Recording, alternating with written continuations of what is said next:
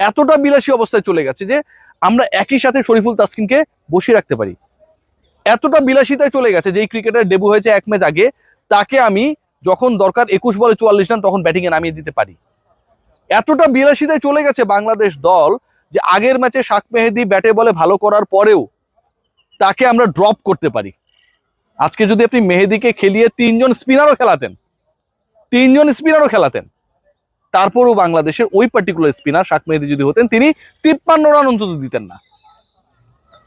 বাংলাদেশ দলের সবচেয়ে বড় সমস্যার জায়গা হচ্ছে যখন আমরা একটা রিদমে থাকি, এই রিদমটা নষ্ট করার জন্য মাথার মধ্যে বুদ্ধি কিলবিল করে, এবং যেই বুদ্ধিগুলোর অ্যাপ্লিকেশন আলটিমেটলি আজকেরই পরাজয়।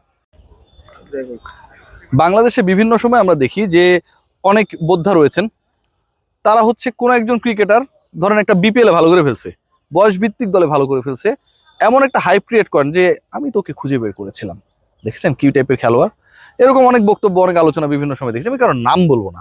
আজকে আমার মনে হয় যে তাদের সেই বক্তব্য, তাদের সেই ক্রেডিট নেওয়ার যে প্রবণতা, সেটাকে একদমই আকাশ থেকে মাটিতে নামিয়ে এনেছেন আব্দুল গাফফার সাকলাইন।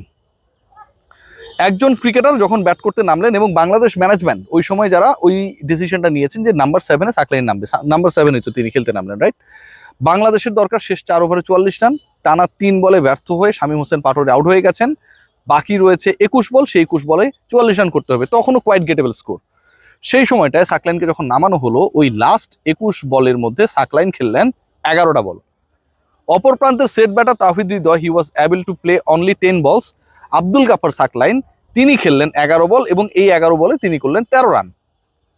যখন আপনার আস্কিং রান রেট 12+, যখন আপনার অস্ট্রেলিয়ার বিপক্ষে 200 রানের কাছাকাছি চেস করে জয়ের হাতছানি, যখন আপনার ওপেনিং ব্যাটাররা শুরুতে খুব একটা ভালো করতে না পারলেও end of the day first 5 ওভারে 65 রান স্কোর বোর্ডে দিয়েছে, লাস্ট 15 ওভারে আপনার দলের জয়ের জন্য প্রয়োজন অনলি 122। ভাবতে পারেন 15 ওভারে 122 রান প্রয়োজন, হাতে রয়েছে 9 উইকেট। সেই ম্যাচটা যখন আপনি এভাবে হারেন, সেই ম্যাচে যখন আপনি এমন কিছু সিলেকশন করেন, এমন কিছু পরিকল্পনা করেন, এমন কিছু ব্যাটিং অর্ডার শিফট করেন, যেটা আসলে আপনার এই হারের জন্য প্রধান কারণ হয়ে দাঁড়ায়, এগুলো ক্ষমার অযোগ্য।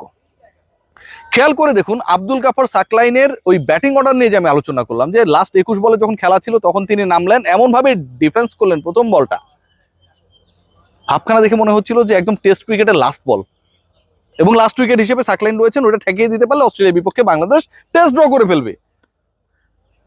End of the day that was the proper approach, যেটা তিনি অ্যাপ্লাই করেছিলেন। তার অ্যাপ্লিকেবল যে ইস্যুসগুলো ছিল সেটা এরকমই ছিল, ব্যাটে বল লাগাতে পারেন না, ওয়াইড বল ধাওয়া করছেন, বডিলি অফ স্টেম্পের দিকে সরে যাচ্ছেন, দেখে যে বলটা ওয়াইড হওয়ার দরকার শেষ পর্যন্ত আম্পায়ার সেটাকে ওয়াইড দিচ্ছে না, বলটা বৈধ হয়ে যাচ্ছে। এরকম যত হ্যাকলিং সম্ভব একটা ম্যাচে ব্যাটিং ওয়াইজ আব্দুল গাফফার সাকলাইন সেটা করেছেন, তার দোষ না। তাকে যারা ওই পজিশনে ওই সিচুয়েশনে নামিয়েছেন, রেসপন্সিবিলিটিস তাদের। অন্যভাবে যদি একটু চিন্তা করি, বোলিং ওয়াইজ আপনি চিন্তা করেন যে আগের ম্যাচে শাক মেহেদী খুব একটা খারাপ করেন নাই, বাংলাদেশের টপ রান গেটার ছিলেন, রাইট? সেই শাক মেহেদীকে আজকে আপনি অফ করে দিলেন, আপনি নাসুম আহমেদকে খেলালেন। অবশ্যই নাসুম আহমেদ ডিজার্ভ করে খেলেছেন, ভালো করেছেন। নাসুম আহমেদ সাকলাইনের জায়গায় ব্যাট করতে নামলে, কিংবা রিশাদ হোসেনকেও যদি আপনি ওখানটায় নামাতেন, বাংলাদেশের চান্সেসটা আরো বেশি বিগার হতো।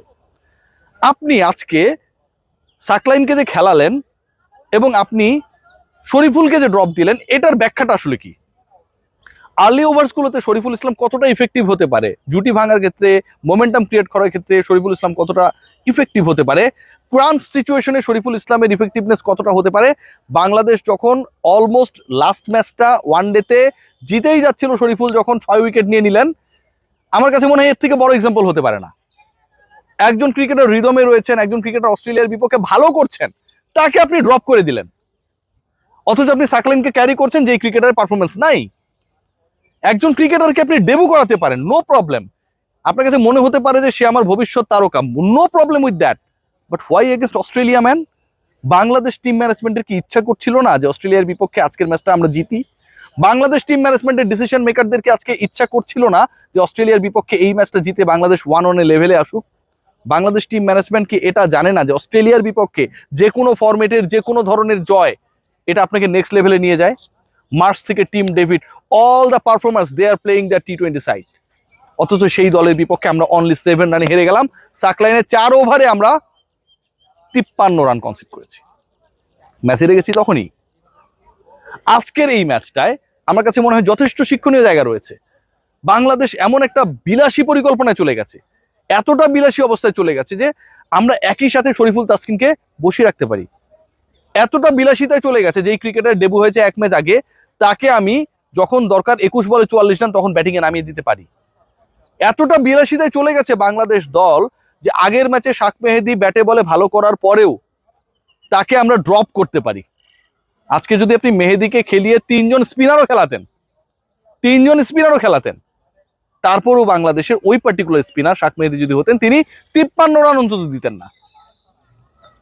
বাংলাদেশ দলের সবচেয়ে বড় সমস্যার জায়গা হচ্ছে যখন আমরা একটা রিদমে থাকি, এই রিদমটা নষ্ট করার জন্য মাথার মধ্যে বুদ্ধি কিলবিল করে, এবং যেই বুদ্ধিগুলোর অ্যাপ্লিকেশন আলটিমেটলি আজকের এই পরাজয়। আপনি যদি সাদা চোখে স্কোর কার্ড দেখেন, আপনার খুব ভালো লাগবে যে বাংলাদেশ অ্যাকচুয়ালি দে ফট ওয়েল। বাংলাদেশ খুব ভালো চেষ্টা করেছিল, 7 রানে অস্ট্রেলিয়ার বিপক্ষে পরাজয়, এটা কোয়াইট মানে ইমপ্রেসিং যে বাংলাদেশের পারফরমেন্সটা খুব ভালো ছিল।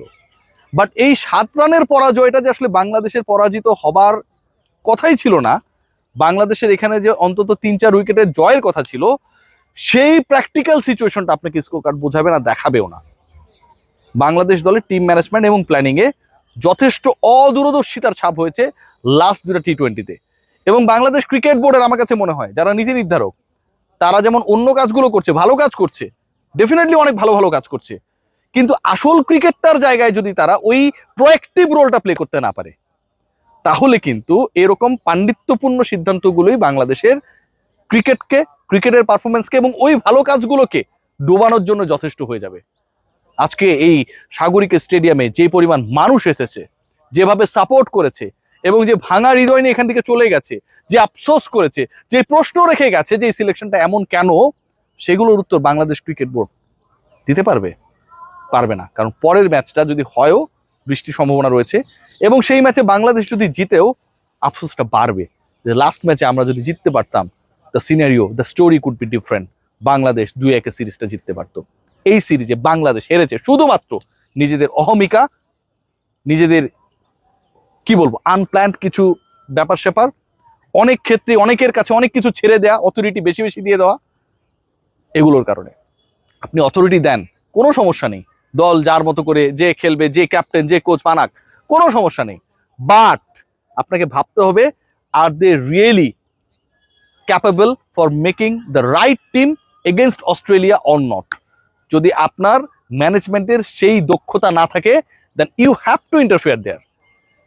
লাস্ট 2 ম্যাচে বাংলাদেশের টিম ম্যানেজমেন্ট 11 সিলেকশন নিয়ে যে কাহিনী করেছে, যে গুবলেট করেছে, তাদের ওই দক্ষতা, সেই যোগ্যতার জায়গা ভাই 0। সবাই খারাপ থাকবেন, এই ম্যাচের পর ভালো থাকার কোনো সুযোগ নেই।